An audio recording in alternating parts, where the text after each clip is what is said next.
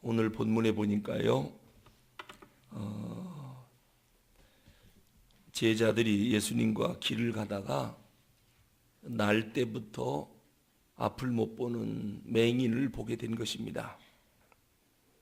근데 제자들이 뭐라고 질문하느냐면 이상한 질문을 해요. 랍비요, 이 사람이 누구 죄 때문에 태어날 때부터 앞을 못 봅니까? 자기 죄입니까? 부모 죄 때문에 그렇습니까? 아니 왜 앞을 못 보는 맹인을 보고 누구 죄 때문이냐고 물어보죠. 아마 이러한 불행을 당한 이유는 죄 때문이다라고 하는 그런 생각을 갖고 있었나 봐요. 여러분 혹시 우리도 그런 생각을 안 갖고 있나요? 누군가 아프면 죄 졌나 봐. 누가 사업이 망했다 그러면 큰 죄를 졌나 봐. 누가 잘 됐다 그러면은 선을 행했나 봐. 복 받았나 봐. 여러분 우리도 그런 생각을 혹시 갖는 건 아닙니까? 지금 유대인들은 그런 생각을 갖고 있어요. 인과응보적 생각을 갖고 있어요. 그 예수님께서 뭔 소리를 그런 소리 하느냐? 하나님이 하시는 일을 나타내려고 이 사람이 고난당하는 거다. 이 사람이 고난당하는 이유는 하나님의 영광 때문에 그렇다. 그러니까 우리가 생각하는 거하고 좀 틀리죠. 우리는 고난당한다면 죄졌나 보다.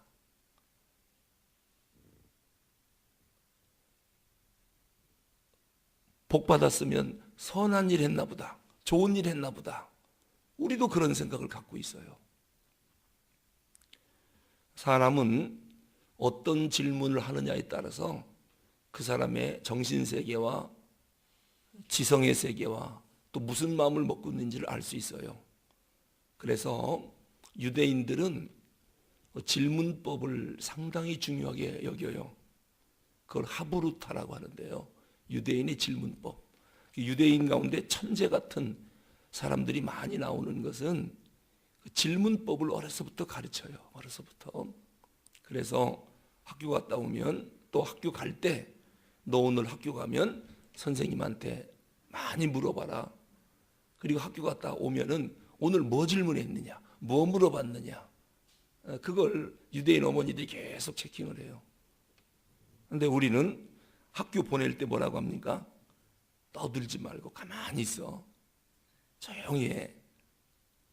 그리고 학교 갔다 오면 오늘 조용히 했어? 떠들지 않았어? 그러니까 우리는 그 닫힌 세계에서 아이들을 살게 하고 유대인들은 열린 세계에서 살게 해요. 근데 질문하는 걸 보면은 그 사람의 수준을 알 수 있거든요. 헬라인들은 참 질문을 많이 했어요. 만물의 근원이 뭐냐? 어떤 사람은 물이다, 어떤 사람은 불이다. 사실 만물의 근원은 하나님께서부터 나오지만은 그들은 하나님을 잘 모르니까 도대체 이 존재하는 것이 어디서 왔느냐? 별의별 질문을 다 했습니다. 여기서 뭐가 나왔냐면 서양 철학이 나왔고 서양의 자연과학이 거기서 발달한 거예요. 이 질문 속에서. 그러니까 이 서양 사람들, 헬라 사람들은 질문의 수준이 대단히 높았습니다. 그런데 미련한 사람들은 그 중에서도 무엇을 질문했느냐? 오늘은 뭐 먹지? 점심 뭐 해 먹지? 또 저녁은 뭐 먹지? 어느 집에서 살지? 무엇을 입을까? 계속 먹는 거, 입는 거, 어느 집에서 살까? 이런 것만 계속 질문하는 사람이 있고 그런 건 관심도 없고 만물은 어디서부터 왔을까? 존재하는 건 어떻게 생겼을까? 이러한 질문을 하고 사는 사람들이 있고요. 그러니까 질문의 수준이 다르죠. 이런 이야기가 있습니다. 참 이게 누가 만들어낸 얘기인 것 같은데 사실 우리나라가 20, 30년 전만 해도 그 수세식 화장실을 시골에서는 별로 볼 수가 없었어요. 전부가 다 재래식이었죠. 근데 어떤 사람이 친구 집에 놀러 갔다가 그 집은 수세식 화장실이더래요.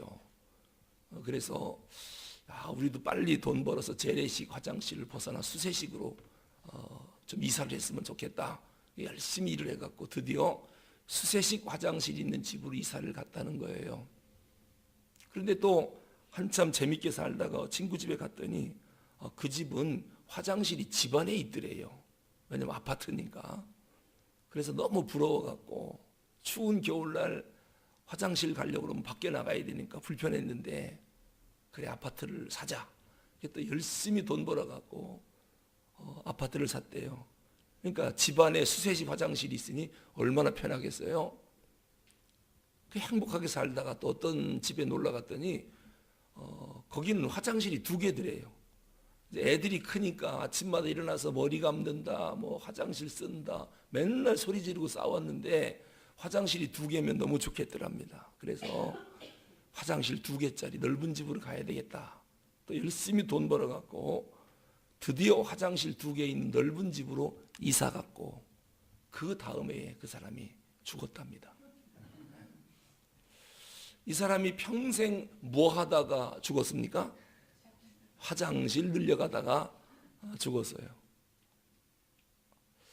여러분, 우리도 그렇게 살 가능성이 상당히 많습니다.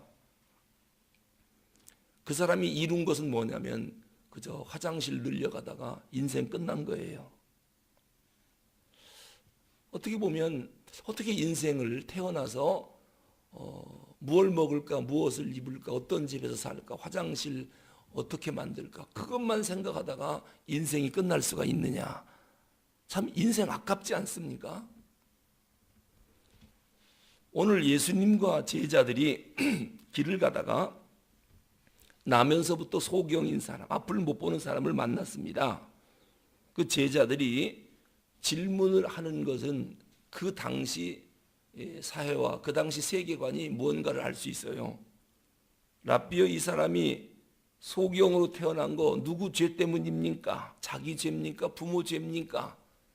일반적으로 사람들은 그 당시에 죄 지으면 나쁜 일이 생긴다, 이런 생각을 갖고 있었거든요. 그 당시 가치관입니다. 좋은 일 하면 복을 받고 나쁜 일 하면 이렇게 맹인이 된다든지 가난해진다든지 이런 일이 발생한다. 그렇게 생각을 했습니다. 우리가 욥기를 봐도 욥의 친구 엘리바스가 뭐라고 말합니까?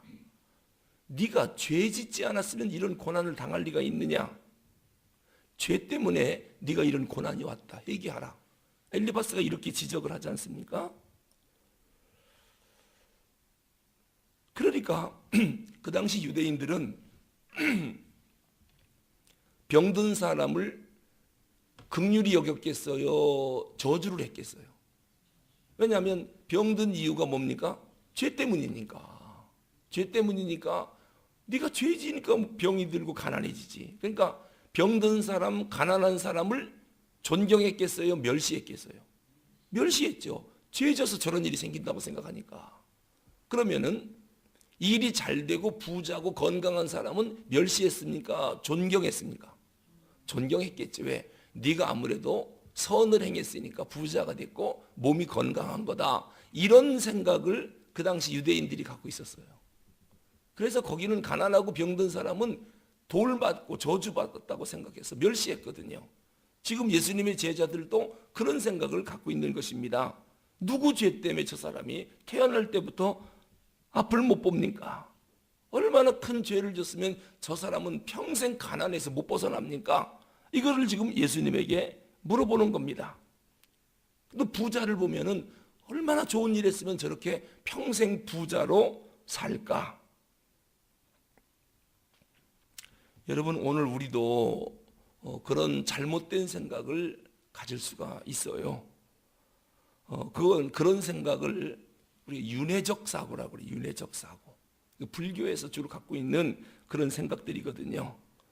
뭔가 하는 일이 계속 안 되면 대뜸하는 말이 전생에 죄가 많아서, 이게 윤회적 사고거든요. 이 윤회적 사고라고 하는 것은 현재의 이 결과를 과거에서 원인을 찾는 거예요. 네가 지난날 잘못했으니까 지금 이런 일을 당하는 거지. 네가 지난날 선을 베풀었으니까 지금 이렇게 복을 받는 거지. 이렇게 윤회적 사고를 갖고 있지요. 이것을 성경은 뭐라고 말하느냐? 율법주의다. 그렇게 말을 해요. 율법주의. 모든 원인을 과거에서 찾습니다. 그러니까 하나님의 은혜로, 하나님의 능력으로 이런 것이 자리를 잡을 수가 없어요. 네가 오늘 이렇게 잘된 것은 하나님의 은혜다. 이게 아니라 네가 과거에 선을 행했으니까 잘 되지. 이게 윤회적 사고거든요. 네가 오늘 고난당하는 것은 하나님의 특별한 은총이야. 죄에서 벗어나 그런 생각을 하는 게 아니라 과거 때문에 그렇다. 그래서 이 율법주의자들은 조금 잘 되면 교만해졌어요. 왜냐? 봐라, 내가 선을 행하지 않았느냐. 나는 괜찮은 사람이다. 그러니까 잘 되지. 그러니까 교만해져요. 그런가 하면 환란이 오면은 그냥 절망을 해버려요. 왜냐하면 죄 때문인가 보다. 죽을 죄를 졌나 보다. 난 소망이 없나 보다. 그러니까 환란이 오지. 이렇게 하고 절망을 해버립니다. 이게 율법주의입니다. 이 대표적인 사람들이 바리새인들입니다. 바리새인들이 그런 생각을 갖고 있었습니다. 근데 이러한 것들이 아주 크게 잘못됐다고 예수님이 지적을 하는 거예요. 오늘 네가 고난당하는 것은 하나님이 하시고자 하는 일을 나타내려고 그런다. 하나님이 영광을 좀 받으시려고 너에게 이런 고난을 주었다. 이제 이 고난을 통해서 너도 바로 서고 하나님께도 영광이 되는 일이다. 그리고 이 사람을 고쳐버렸습니다. 그래서 하나님이 영광을 받으셨습니다. 오늘 우리가 질문도 잘해야 되지만은 생각도 바르게 해야 됩니다. 부자 청년이 한 번은 예수님께 와서 어떻게 하면 영생을 얻을 수 있습니까? 예수님께서 네 소유를 다 팔아 가난한 자에게 주고 나를 따르라 그랬더니 아주 근심하며 돌아갔습니다. 그때 그 젊은이가 뭐라고 말했느냐? 먼저 율법을 지켜야 된다. 하나님의 법을 지켜야 된다. 그랬더니 다 지켰습니다. 어려서부터 다 지켰습니다. 그때 예수님이 하신 말씀이 그럼 네가 가진 거 다 팔아서 남에게 주고 나를 따르라. 그랬더니 근심하며 돌아갔다고 그랬습니다. 아니 이 젊은 사람이 어떻게 하나님의 법을 다 지켰다고 큰 소리 칠 수 있죠? 이유가 뭐냐면 부자라서 그런 거예요. 왜냐하면 그들은 부자는 선을 행했다. 부자는 율법을 지켰기 때문에 부자가 됐다는 거예요. 이런 생각을 갖고 있거든요. 이 사람이 가난했으면 이런 말 할까요? 못 할까요? 차마 못하죠. 왜냐? 가난의 원인이 죄져서 그렇다고 생각하니까. 이 부자기 때문에 나는 율법을 다 지켰다는 거예요. 이러한 생각들이 율법주의고 바리새인들이 주로 갖고 있는 잘못된 생각이다. 오늘 우리가 고난당하는 사람을 보면 하나님이 뭔가 작품을 만들고 있구나. 하나님이 하시는 일을 저 사람을 통해서 나타내려고 하는구나. 그리고서 오히려 고난당하는 자를 향하여 경외하는 마음을 가져야 돼요. 사실 지금 뭔가 하나님이 일을 시작하고 계시니까요. 우리 자신도 그런 생각을 할 필요가 있습니다. 그런데 자칫하면은 죄 때문인가 봐. 얼마나 큰 죄를 져서 저럴까. 이건 율법주의입니다. 오늘 예수님께서 이 소경을 통해서 기가 막힌 영광을 받으십니다. 오늘 주님, 나의 고난은 도대체 하나님이 어떠한 영광을 돌리게 하시려고 이 고난을 주셨습니까? 그리고 이 고난을 통해서 반드시 주님 영광 받으십시오. 하나님이 하시고자 하는 일을 반드시 나타내 주십시오. 그리고 고난이 와도 좌절하면 안 됩니다. 이것을 통해서 하나님이 뭔가를 계획하고 계시니까요. 기도하겠습니다.